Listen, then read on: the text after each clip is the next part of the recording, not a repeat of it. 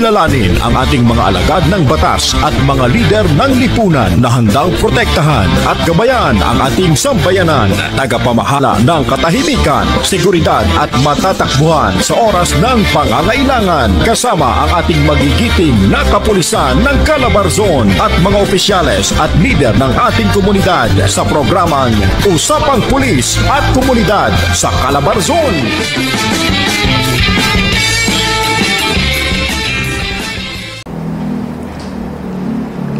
Isang maganda at mapagpalang araw po sa lahat ng ating mga taga-subaybay sa Calabarzon, Luzon, Visayas at Mindanao at sa iba't ibang panig ng mundo. Narito po ang programang bubusog sa inyong agahan sa umagang ito. Ang talk show na hitik sa talakayan at puno ng kaalaman, ang inyong ultimate go-to source ng napapanahong balita at mga inspiring na kwento mula sa ating masisipag na kapulisan at mga kababayan. Kasama natin ang Police Regional Office 4A para talakayin ang mga maiinit na issue tungkol sa seguridad at katahimikan ng ating komunidad. Para sa mga updates at kwento, i-follow ang aming social media accounts na naka-flash sa inyong screen: Facebook, Twitter, YouTube, TikTok at Instagram. Sa ngalan ng 14,000 strong members ng PRO 4A sa pamumuno ni Police Brigadier General Paul Kenneth T. Lucas at sa aming butihing Direktor, Police Brigadier General Marvin Joe C. Saro, isang ligtas at mapayapang araw sa inyong lahat.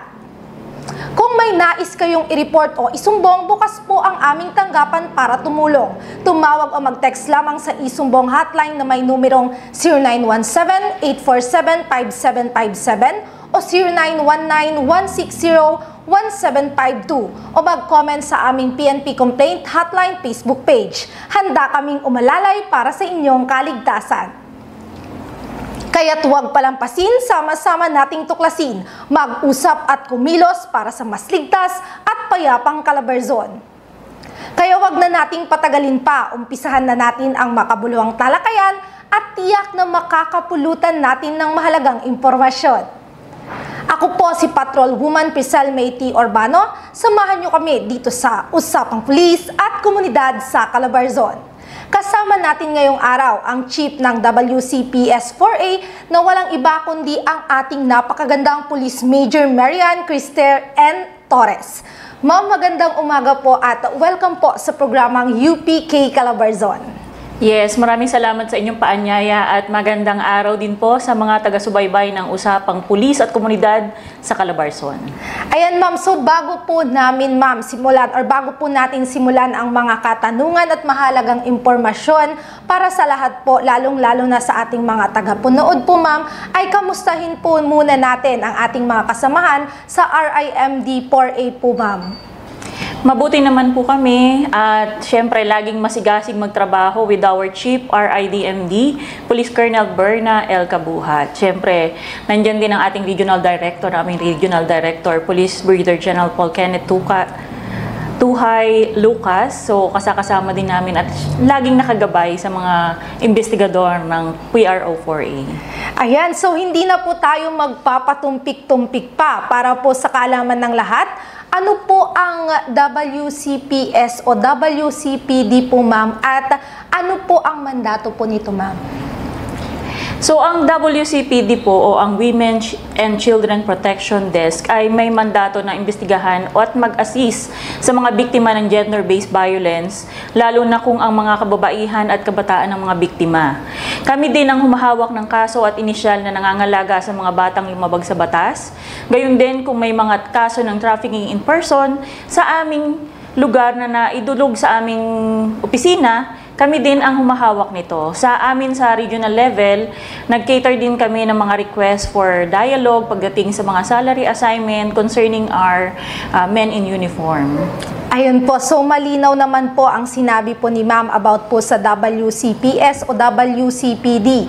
So sa susunod po nating katanungan naman po ma'am, ano po ang mga tanggapan po sa ilalim po ng WCPS at kung ano-ano po ito ma'am?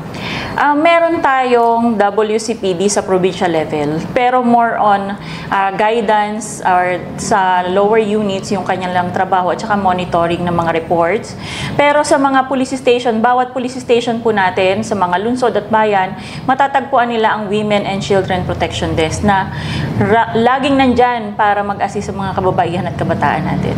Ayan ma'am, meron nga po dyan ma'am dati sa mga station po ma'am kasi nag-FTP po kami dati sa Angono ma'am. Kaya yung mga may concerns po lalong-lalo na po sa mga mga kababaihan ma'am. Diyan po talaga sila dumudulog ma'am. Yes. So ngayon naman po ma'am ay akin naman pong tatanungin kung paano po ninyo mailalarawan ang inyong pamumuno bilang chief po ng WCPS po ma'am. Under my tenure as chief WCPD, actually wala pa ako 1 year. At saka sa tulong din ng guidance ng aming R7, Police Colonel Kabuhat, nagkaroon kami ng mga programang mag-aangat sa kakayahan ng WCPD sa station level. Gayon din nagkaroon kami ng mga programa na tutugon sa problema pagdating sa stress ng ating mga babaeng investigador. So tumututok din po kayo ma'am sa mga women po natin na mga investigador po ma'am, lalong-lalo na sa mga in dealing with their stress, ganyan po ba ma'am? Yes, so kasi na-absorb nila yung stress na nakaangkla doon sa mga problema ng mga complainant nila, ng mga kanilang kinikater. Sa bagay nga naman po ma'am, 'di ba sa trabaho din po natin ma'am, hindi naman po tayo superhero kumbaga no ma'am. May mga din naman tayo minsan, nakakaramdam din tayo ng stress, ganyan po ma'am.